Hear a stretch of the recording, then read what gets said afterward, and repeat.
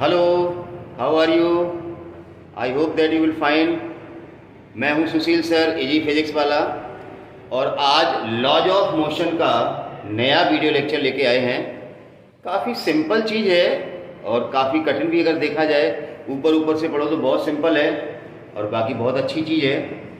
Friction हम पढ़ेंगे। Laws of motion का नया वीडियो लेक्चर जो है आज, वो फ्रिक्शन पे बेस्ड है। और फ्रिक्शन में भी एक वीडियो लेक्चर से काम नहीं चलेगा। फ्रिक्शन क्या होता है, इसके टाइप्स क्या हैं, फिर angle of friction, angle of repose, down the acceleration, upward acceleration, काफ़ी सारे वेरिएशंस हैं। तो आज जो फ्रिक्शन का बेसिक वीडियो लेक्चर होगा, फ्रिक्शन क्या होता है, फ्रिक्शन के लॉज क्या हैं, कितने टाइप्स का होता है, उसके कुछ छोटे छोटे क्वेश्चंस। देखिए, जेई और नीट की बात करें तो जेई मेंस और नीट में तो फिर भी ऐसे क्वेश्चन आ जाता फ्रिक्शन से, लेकिन अगर हम एडवांस की बात करें तो फ्रिक्शन हो सकता है वर्क एनर्जी पावर के साथ मिक्स कर दिया जाए, मतलब फ्रिक्शन हो सकता है रोटेशनल डायनेमिक्स के साथ मिक्स कर दिया जाए, तो कहीं पर भी फ्रिक्शन मिक्स कर दिया जा सकता है, ठीक है ना। तो बहुत अच्छे से बेसिक से समझना है कि एक्चुअली फ्रिक्शन क्या है, समझ गए ना। तो आपने छोटी क्लासेस में भी पढ़ा है फ्रिक्शन, आज हमारे साथ भी पढ़ लीजिए फ्रिक्शन। तो उठा लीजिए कॉपी और पेन, शुरू हो जाइए। आज का जो वीडियो लेक्चर है, it is based on friction. Friction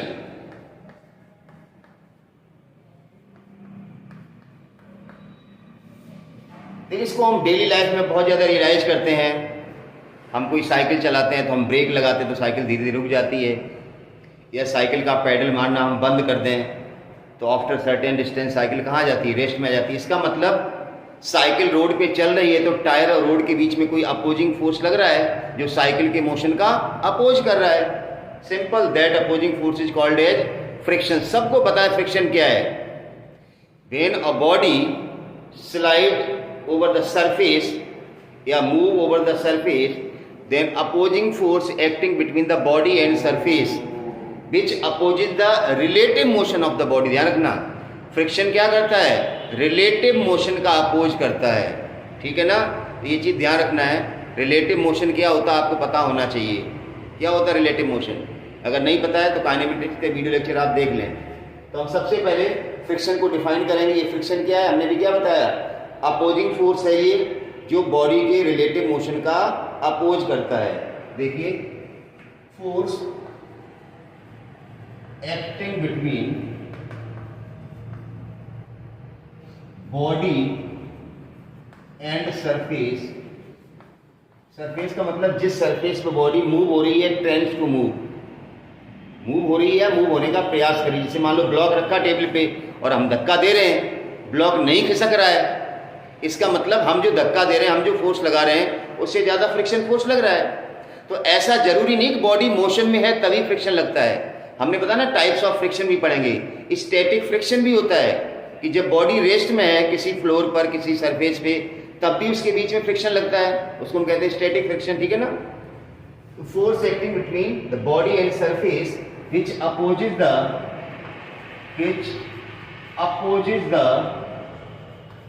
relative motion of the body. Relative motion of the body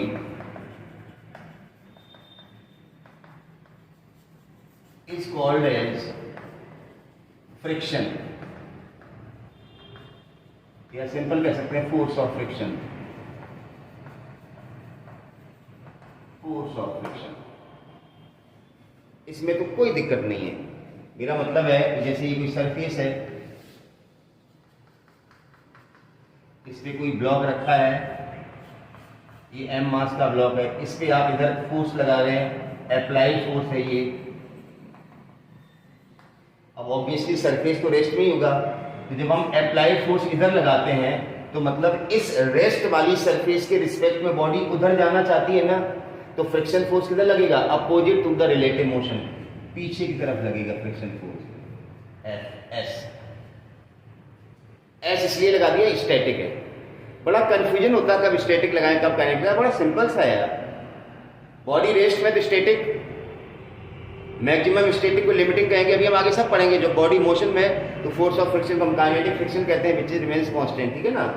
तो ये बिल्कुल सीधा सा कॉन्सेप्ट है कि बेसिकली फ्रिक्शन क्या होता है। जब एक बॉडी किसी सरफेस पे रखी होती है, उसको हम पुश करते हैं, धक्का देते हैं या खींचते हैं, तो सरफेस और बॉडी के बीच में लगने वाला वो फोर्स जो बॉडी की रिलेटिव मोशन का अपोज करता है, फ्रिक्शनल फोर्स कहलाता है। मेरे ख्याल से डेफिनेशन में कोई दिक्कत नहीं, ये क्लियर हो गया होगा आपको, समझ गए ना। तो चलिए, और आपको सारे पीछे वाले वीडियो लेक्चर आते हैं, जैसे बॉडी का फीड, जैसे यहाँ पर और कौन सा फोर्स लग रहा है अगर आपसे पूछें तो पता है यहाँ पर एक फोर्स ये लग रहा है mg, एक फोर्स ये लग रहा है नॉर्मल रिएक्शन। तो सारी चीजें आपको पता होनी चाहिए। बॉडी ऊपर तो उठ नहीं, इसका मतलब ये इसको बैलेंस कर रहा है, बॉडी तो आगे पीछे खिसकेगी ना। तो ये सारी चीजें आपको पता होनी चाहिए। नहीं पता है तो पीछे के वीडियो लेक्चर आप जरूर देखें, समझ गए ना। तो ये फ्रिक्शन का बेसिक डेफिनेशन हुआ कि जब किसी बॉडी को किसी सरफेस पे हम पुश करते हैं या खींचते हैं, तो सरफेस और बॉडी के बीच में लगने वाला वो फोर्स जो बॉडी के रिलेटिव मोशन का अपोज करता है, फ्रिक्शनल फोर्स कहलाता है। I think it is clear. अब बात करते हैं टाइप्स ऑफ फ्रिक्शन की। फ्रिक्शन कितने तरह के होते हैं, देखिए।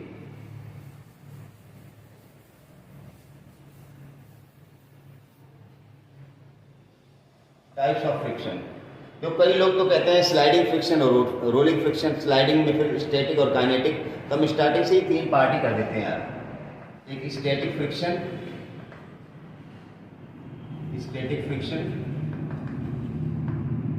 दूसरा काइनेटिक फ्रिक्शन, और तीसरा है rolling friction. Static, kinetic and rolling friction. हम स्टैटिक फ्रिक्शन की बात करेंगे और यहाँ से एक नई कंडीशन जनरेट करेंगे हम लिमिटिंग फ्रिक्शन की। चलिए देखो, स्टैटिक फ्रिक्शन जो है ना, मेरी बात को ध्यान से सुनना जो मैं कह रहा हूँ। Static friction can not be measured actually. जैसे मेरा मतलब है, ध्यान से समझिए। जैसे बॉडी है, चलो थोड़ा ऐसे करके बना लेते हैं, कुछ चेंज करते हैं। ये ब्लॉक रखा है टेबल के ऊपर, ठीक है ना। ये टेबल के ऊपर ब्लॉक रखा है मास का।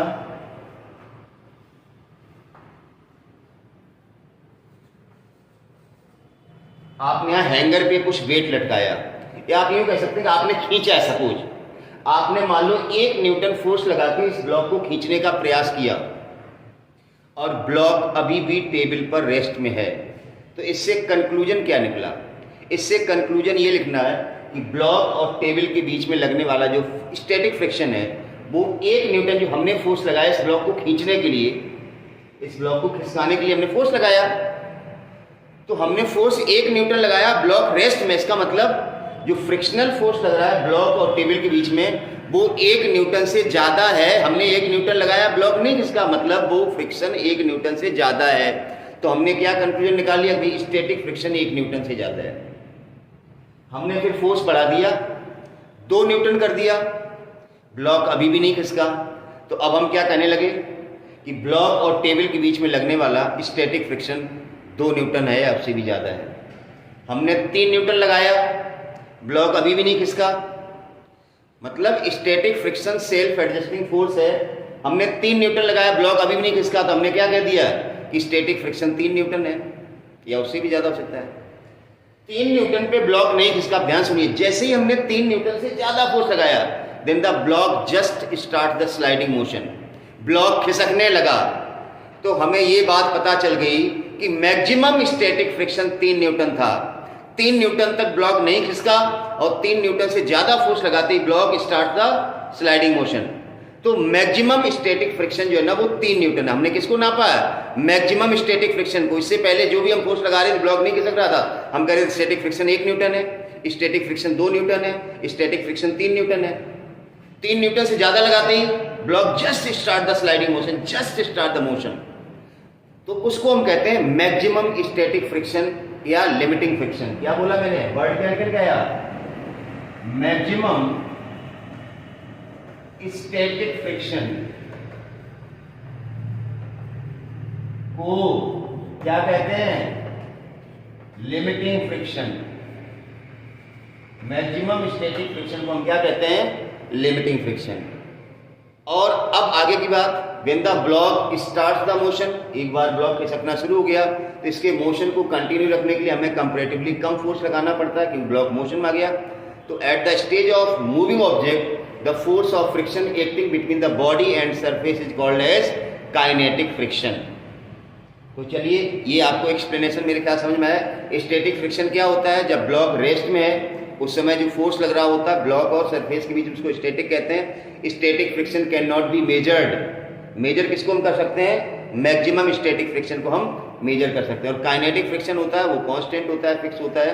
तो चलिए आगे एक एक करके हम एक्सप्लेन करते हैं। ये मेरे ख्याल से डायग्राम की अब जरूरत नहीं है आपको।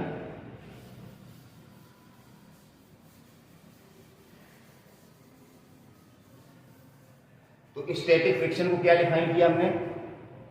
Force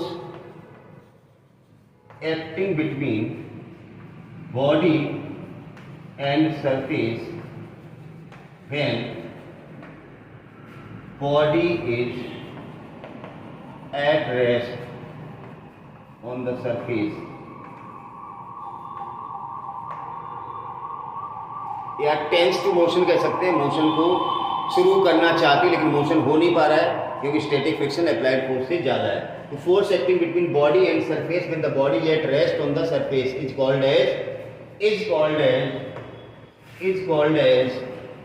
static friction. Static friction. अब हमने आगे यहां पर क्या चीज बताई? If we goes on increasing the applied force, if we goes on increasing the applied force, अगर हम अप्लाइड फोर्स को बढ़ाते जाएं, अभी क्या बताया था? Then a situation is reached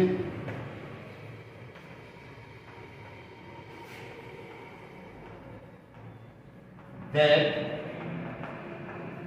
the body just starts the motion. At this stage static friction is maximum. क्यों? उसके आगे तो मोशन स्टार्ट हो गया, तो स्टैटिक फ्रिक्शन की मैक्सिमम वैल्यू वही थी कि जहां से बॉडी जस्ट अपना मोशन स्टार्ट कर रही है, ठीक है ना? That the body just start the motion, this maximum static friction, maximum static friction is called as limiting friction. Limiting friction मतलब मैक्सिमम स्टैटिक फ्रिक्शन को हम मेजर कर सकते हैं। नोट कीजिए इसको। Maximum static friction is called as limiting friction.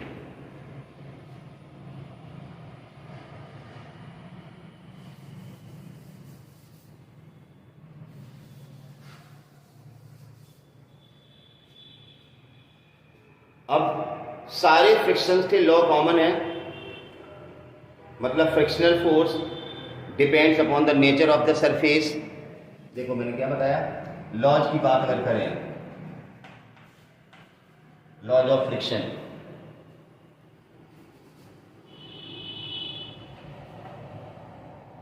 यह static friction की बात कर लेते हैं।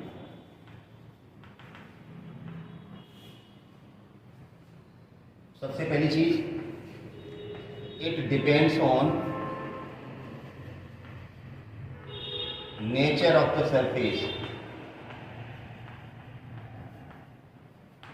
नेचर ऑफ सरफेस से मतलब है कि अगर रफ सरफेस है तो फ्रिक्शन ज्यादा होगा और स्मूथ सरफेस है तो फ्रिक्शन कम होगा। इट इज इंडिपेंडेंट ऑन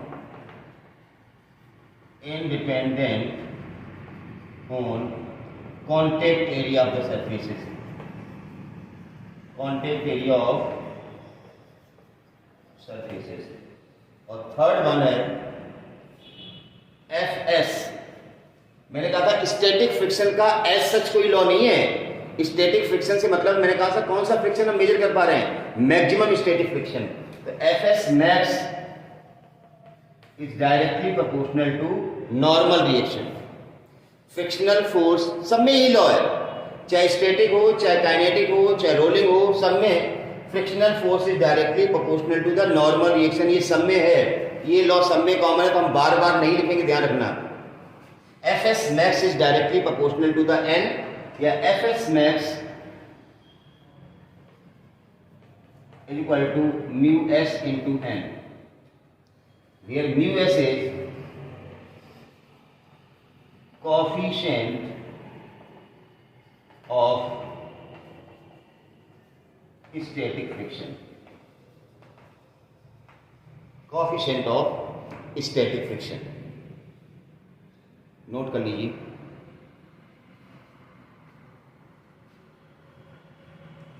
ये जो लॉ है स्टैटिक का मतलब है बेसिकली लिमिटिंग फ्रिक्शन के लिए ध्यान रखना है। एफ एस मैक्स का मतलब ही है लिमिटिंग फ्रिक्शन, हमने यहां पर एक्सप्लेन कर दिया है, नोट कर लिया, मैं इसको हटा रहा हूं।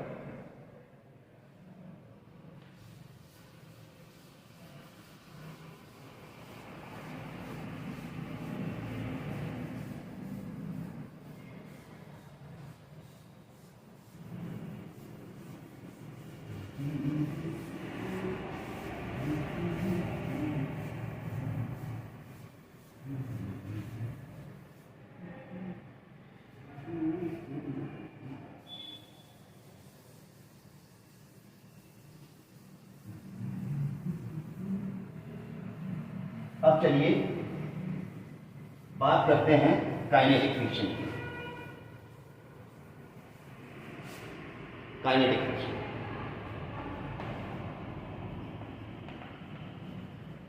काइनेटिक फ्रिक्शन आपने देखा होगा जब आप साइकिल चलाते हैं, साइकिल रेस्ट होती है, आप आराम से बैठ के साइकिल पर पहला पैडल मारते हैं यहीं करके एकदम पूरी ताकत लगा देते हैं, क्योंकि साइकिल रेस्ट में होती है।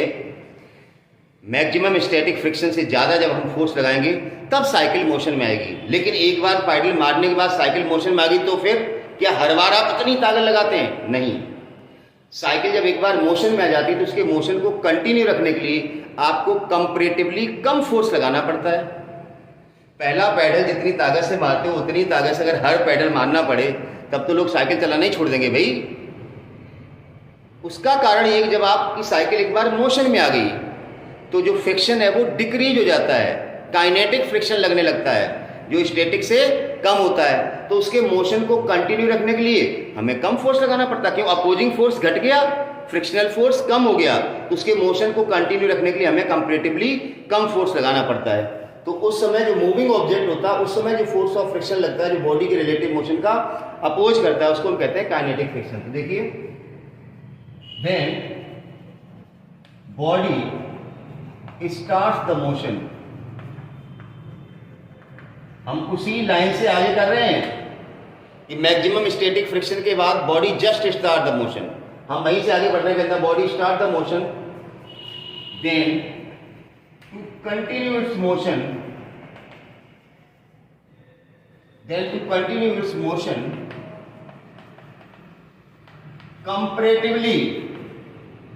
comparatively lesser force is required, हमें comparatively lesser force या कम फोर्स की जरूरत पड़ती है। Thus the force of friction acting between body and surface when body is in motion is called as kinetic friction।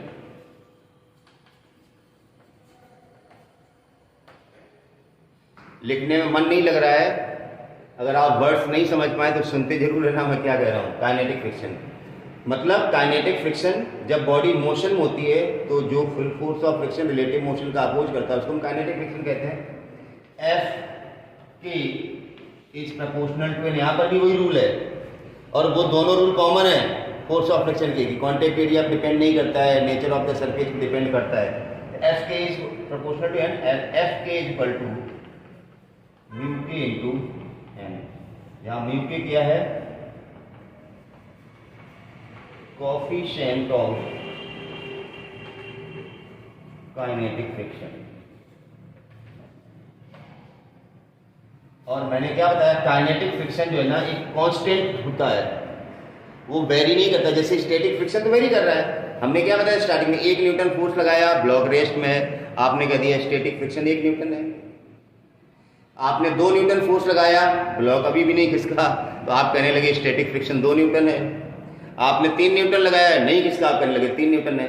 तो काइनेटिक के केस में ऐसा नहीं, काइनेटिक फ्रिक्शन इज कांस्टेंट, ठीक है ना। F के इक्वल टू म्यू के इनटू एन से आप निकाल सकते हैं। एन क्या है, नॉर्मल रिएक्शन, समझ गए ना। और तीसरा मैंने क्या बताया था, रोलिंग फ्रिक्शन। तीसरा था रोलिंग फ्रिक्शन। आपने नोटिस किया होगा किसी ऑब्जेक्ट को, किसी बॉडी को किसी सरफेस पे स्लाइड कराएं, या उस ऑब्जेक्ट के नीचे अगर हम व्हील लगा दें, फिर हम उस पर फोर्स लगाएं, किस कंडीशन में आपका ऑब्जेक्ट आसानी से आगे बढ़ेगा। मैंने क्या बोला, एक बॉक्स रखा है फ्लोर पे, आप बॉक्स को खिसका रहे हैं, धक्का लगा रहे हैं, और उस बॉक्स के नीचे छोटे छोटे व्हील लगा दें। आपके कूलर में लगे होते हैं ना, कूलर में अगर व्हील नहीं लगे हो नीचे तो आप खिसका लेंगे आसानी से नहीं। कारण क्या है, आपने व्हील लगा दिए तो जो मोशन स्लाइडिंग था उसको किसमें कन्वर्ट कर दिया, रोलिंग मोशन में, और आपका बॉक्स आसानी से लुढ़कने लगा। पहले खिसक रहा था, अब क्या हो रहा है, लुढ़क रहा है। तो लुढ़कना आसान है, खिसकाना आसान है, लुढ़काना आसान है। इसका मतलब रोलिंग फ्रिक्शन बिल्कुल लीस्ट होता है। इसीलिए हम बॉल बीयरिंग का यूज करते हैं, समझ गए ना। किसी पहिया जो होता है ना व्हील, उसके अंदर क्या लगाते हैं, बीयरिंग्स। बीयरिंग का मतलब क्या होता है कि रोलिंग फ्रिक्शन में कन्वर्ट हो जाता है आपका जो मोशन है, तो रोलिंग फ्रिक्शन बहुत कम होता है। मैंने अभी एग्जांपल दिया कि एक बॉक्स को खिसकाना है और बॉक्स के नीचे छोटे छोटे व्हील लगे होते, फिर बॉक्स को लुढ़काना है, तो लुढ़काना बड़ा आसान होता है, समझ गए ना। तो रोलिंग फ्रिक्शन का मतलब force of friction acting between the body and surface under rolling motion. Force of friction acting between body and surface when body या ब्लॉक एक ही बात है, is under rolling motion. Rolling motion मतलब हमने body के नीचे व्हील लगा दिया, अब उसको लुढ़काना आसान है। यहां पर भी लॉ सेम है, एक चीज चेंज है यहां पर। रोलिंग फ्रिक्शन जो है ना, Fr is directly proportional to N, और एक चीज और यहां पर है, inversely proportional to 1/r, where R is radius of the wheel. एक चीज यहां पर और जोड़ ले रोलिंग फ्रिक्शन में, F rolling is directly proportional to N और inversely proportional to the radius of the wheel. Radius ज्यादा होगी तो ये फ्रिक्शन कम होगा, कम होगी तो ज्यादा होगा। तो इनको कंबाइन कर ले दोनों चीजों का, हमें क्या मिल जाएगा, F rolling is directly proportional to N/R, या F rolling is equal to μr into N/R। μr क्या है यहां पर, आपको पता है, कोफिशिएंट ऑफ रोलिंग फ्रिक्शन। जैसे μs क्या था, coefficient of static friction, μk क्या था, coefficient of kinetic friction, μr क्या है, कोफिशिएंट ऑफ रोलिंग फ्रिक्शन। तो ये 3 तरह के फ्रिक्शन थे। एक ग्राफ बनाता हूं, आपको ग्राफ बना के बताता हूं कि काइनेटिक फ्रिक्शन और स्टैटिक फ्रिक्शन में एक ग्राफ देखो। हटा दें इसको, मेरे ख्याल से ये डेफिनेशन हो गई। 3 तरह का फ्रिक्शन होता है, स्टैटिक, काइनेटिक और रोलिंग। मैक्सिमम स्टैटिक फ्रिक्शन को हम लिमिटिंग फ्रिक्शन कहते हैं, that can be measured only. As such static friction का कोई लॉ नहीं है, लॉ किसके लिए, लिमिटिंग फ्रिक्शन के लिए है, काइनेटिक फ्रिक्शन के लिए। काइनेटिक फ्रिक्शन कांस्टेंट रहता है। तो ये बेसिक चीजें आपको सारी पता होनी चाहिए। Frictional force is directly proportional to the normal reaction, ये तीनों फ्रिक्शन में कॉमन होता है। अब नॉर्मल रिएक्शन क्या होता है, perpendicular to the surface of the body, समझ गए ना। ये जरूरी नहीं है कि नॉर्मल रिएक्शन n बराबर हमेशा mgO, हमने बताया था इंक्लाइंड सरफेस भी हो सकता है। ये सारी चीजें आपको पिछले वीडियो लेक्चर में बताई गई थी, अगर नहीं पता है तो आप जाके उनको देखें वहां। चलिए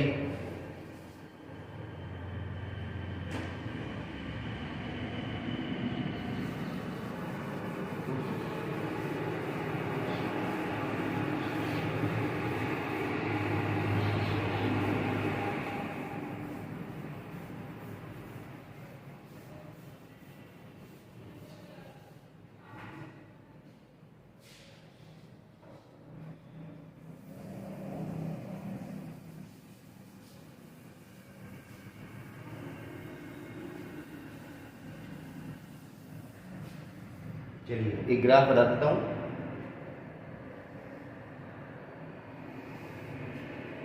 अप्लाइड फोर्स,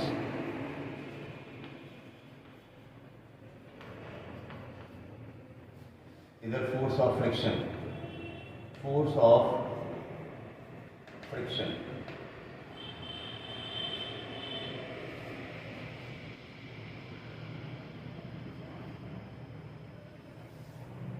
ये देखो ग्राफ में साफ साफ दिख रहा है।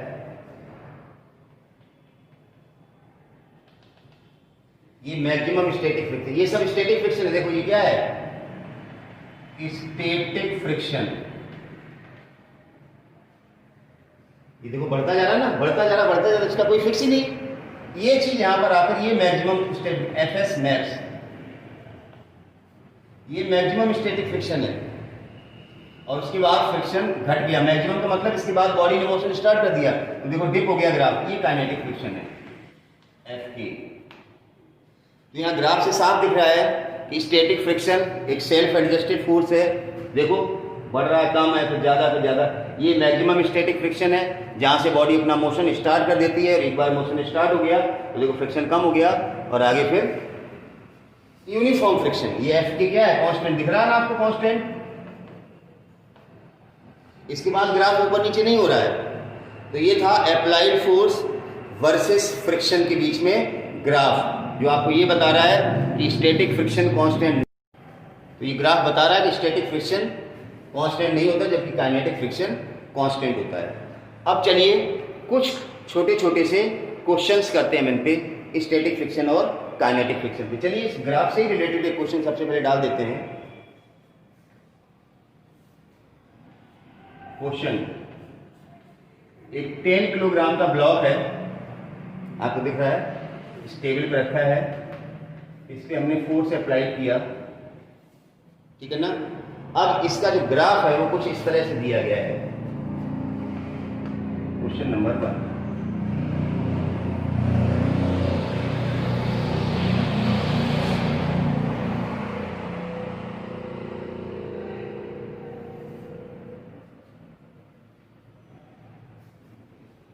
ये वैल्यू आपको यहाँ पर दी गई है 70 न्यूटन।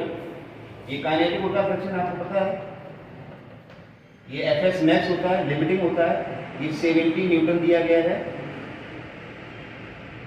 और ये दिया गया है 60 न्यूटन। ये अप्लाइड फोर्स है। Applied force versus force of friction, ये फोर्स ऑफ फ्रिक्शन है। यही ग्राफ है सर, वैल्यू हमने दे दी, ये आपको दिया गया है। पूछा गया है फाइंड द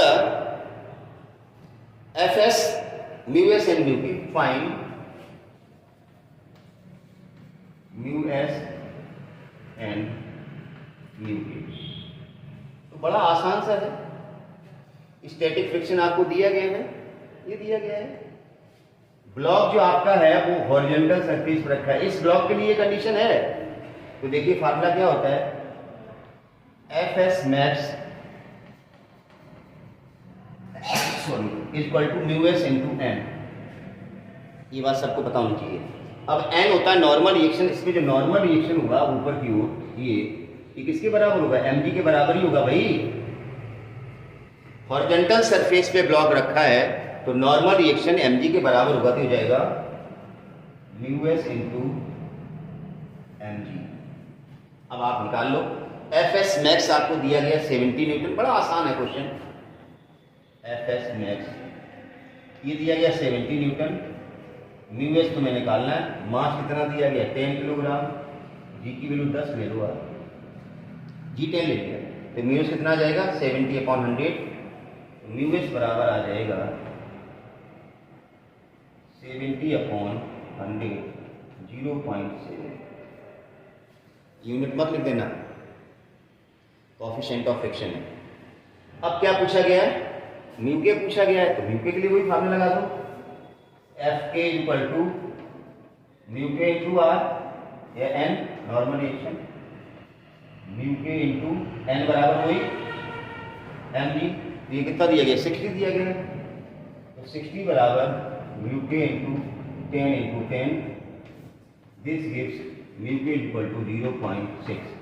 तो दोनों आपके आंसर आ गए, म्यू के और म्यू एस। तो बहुत ही बेसिक क्वेश्चन है, जो हमने ग्राफ बनाया उसी पे ये वैल्यू दे दिया। तो ये वैल्यू किसकी है, एफ एस मैक्स, और ये वैल्यू किसकी है, एफ के की। काइनेटिक फ्रिक्शन है, ये क्या होता है, एफ के होता है, ये वाला ये होता है एफ के, और ये क्या होता है, एफ एस मैक्स। तो एफ एस मैक्स दिया गया 70, एफ के दिया गया 60, आपका काम हो गया। चलिए नोट करो उसको। दूसरा क्वेश्चन लेते हैं एक और।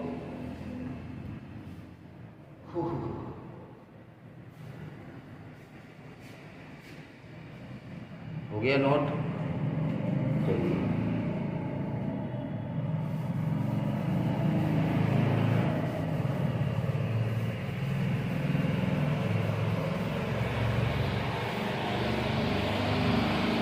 देखिए, अगर आपको पीछे के बेसिक कॉन्सेप्ट पता है, इंक्लाइन प्लेन पे नॉर्मल रिएक्शन कहाँ होता है, हॉरिजॉन्टल सरफेस, तो मुझे नहीं लगता कि कोई भी दिक्कत आएगी। इसलिए मैं बार बार कहता हूँ कि वीडियो लेक्चर को आपको देखना है, उसको समझना है, समझ के नोट करना है, तब तो कोई फायदा है, नहीं तो कोई फायदा नहीं है, कोई भी फायदा नहीं है। अब आपकी मर्जी है कि आप कुछ सीखना चाहते हैं या नहीं सीखना चाहते हैं। चलिए कोई भी क्वेश्चन बना लेते हैं। क्वेश्चन नंबर 2, एक ब्लॉक है, इस पे इस तरह से हमने फोर्स लगाया, F इक्वल टू वैल्यू क्या लेना है, ये एंगल 45 ले लिया, तो ये ले लेता हूँ 10√2 न्यूटन। हमने फोर्स को हमने जानबूझ कैसा लिया, अगर हम सीधा सीधा फोर्स लगाते तब तो कोई दिक्कत ही नहीं, आप पीछे का फ्रिक्शन निकाल सकते। फ्रिक्शन का नियम पता है, F S is equal to mu S into R या mu S into N, normal reaction. चलिए अब इसका मास बॉडी का ले लो 4 किलोग्राम। इस ब्लॉक का मास है 4 kg। 4 kg का ब्लॉक है, इस पे फोर्स लग रहा है 10√2 newton at an angle of 45 degree with horizontal. क्या क्या निकालना है, फाइंड। क्या क्या निकाल सकते हो आप, जल्दी बताइए क्या क्या निकाल सकते हो। नॉर्मल रिएक्शन पूछा जा सकता है, एफ के पूछा जा सकता है, एक्सीलरेशन ऑफ द ब्लॉक पूछा जा सकता है। निकालिए, 1 मिनट कोशिश कर लें आप लोग।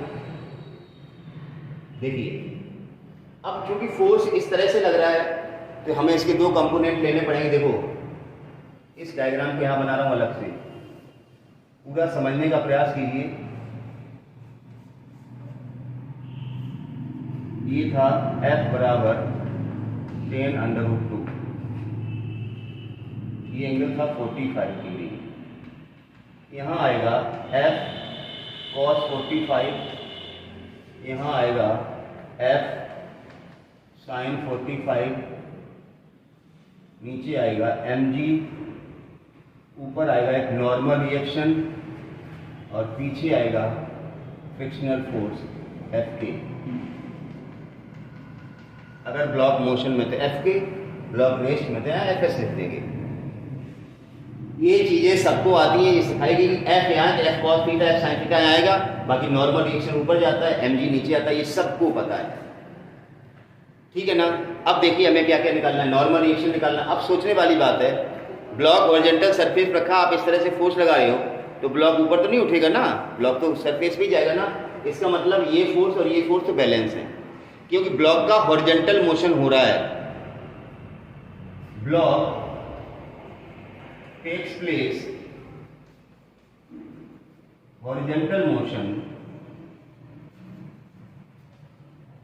ब्लॉक का हॉरिजॉन्टल मोशन हो रहा है, इसका मतलब ये हुआ है कि ऊपर नीचे वाले फोर्स बैलेंस हैं। That is n plus F sin 45 equal to mg। ये तो फिक्स है इक्वेशन, निकाल लो यहां से। n निकल आएगा, n प्लस F कितना है 10√2, sin 45 कितना होता है 1/√2, n कितना है 4 और g हमें ले लिया 10, √2 से √2 गया, n बराबर ये 40 - 10 30 न्यूटन। देखिए नॉर्मल रिएक्शन कितना आया 30 न्यूटन। चूंकि यहाँ पर फोर्स हॉरिजॉन्टल नहीं लग रहा था, किसी एंगल से लग रहा था, तो आप देखिए नॉर्मल रिएक्शन जो है ना वो 30 न्यूटन आया है। mg से कम आया है, mg होता 40 न्यूटन। आगे हम चीजें बताएंगे। Why it is easier to pull rather than push. तो पुल इजी क्यों है यहाँ पर दिख रहा है कि हम पुल कर रहे हैं, इसको खींच रहे हैं, किसी एंगल से खींच रहे हैं। आपको जैसे लॉन मूवर को खींचते हैं, खींचने में क्या होता है, जो नॉर्मल रिएक्शन होता है वो वेट से कम हो जाता है। मतलब it is easier to pull an object rather than to push it. उसके केस में नॉर्मल रिएक्शन वेट से ज्यादा आता है। ये चीजें यहां पर क्लियर हो रही है। चलिए पहला तो आंसर आपका आ गया। दूसरा आंसर एफ के निकालना है। काइनेटिक फ्रिक्शन मैंने कहा था तो कांस्टेंट होता है। फार्मूला क्या होता है एफ के बराबर, एफ के बराबर म्यू के इंटू एन। अब एन किसके बराबर है? म्यू के कितना दिया गया है? कोएफिशिएंट ऑफ फ्रिक्शन ले लो, म्यू के इक्वल टू कुछ भी ले लो यार, 0.3 ले लो, 0.3 इंटू एन निकाल चुके हैं कितना 30। दशमलव बताइए ये जाएगा 9 न्यूटन एफ के। एफ के भी आ गया। अब तीसरी चीज क्या है? एक्सीलरेशन। अब देखिए यहां पर ये f cos 45 है। f कितना दिया है? 10√2 cos 45 1/√2, मतलब f cos 45 अगर 10 न्यूटन, मतलब 10 न्यूटन इधर फोर्स लगा रहे हो। पीछे काइनेटिक फ्रिक्शन कितना आया? 9 न्यूटन। इसका मतलब नेट फोर्स किधर लग रहा है? उधर की तरफ, मतलब ब्लॉक का एक्सीलरेशन होगा। तो चलिए एक्सीलरेशन हमसे पूछा गया, निकाल लेते हैं। यहां लिख सकता हूं मैं। चलिए अब हमें न्यूटन सेकेंड लॉ इक्वेशन बनाना है। इधर फोर्स कितना लग रहा है? F cos 45, F cos 45 minus F K equal to M into A. Net force is equal to mass into acceleration. एक फोर्स इधर लग रहा है, पीछे अपोजिंग फोर्स लग रहा है। नेट फोर्स क्या हुआ? इसमें से माइनस कर दो, इक्वल टू एम इंटू ए कर दो, खत्म। तो कितना आएगा? F 10√2 cos 45 1/√2 माइनस एफ के 9 आ गया। एम कितना है? 4 इंटू ए। √2 से √2 गया, 10 minus 9 1 is equal to 4a। This gets a is equal to 1/4 या 0.25 ये आ गया। तो आपके सारे आंसर आ गए हैं। कुछ भी दिक्कत नहीं होगी अगर आपने बेसिक्स आते हैं। नहीं आते हैं तो आप पीछे के वीडियो लेक्चर पढ़िए, ज़्यादा समझ में आ जाएगा। तो आज का ये वीडियो लेक्चर था फ्रिक्शन का, बेसिक वीडियो लेक्चर था कि फ्रिक्शन बेसिकली होता क्या है, फ्रिक्शन कितने टाइप्स का होता है, ये यहाँ पर बताया गया आपको। तो वीडियो आपको अच्छा लगा हो तो लाइक ज़रूर कर देना, और कमेंट तो पता नहीं लिखने की आदत ही नहीं है।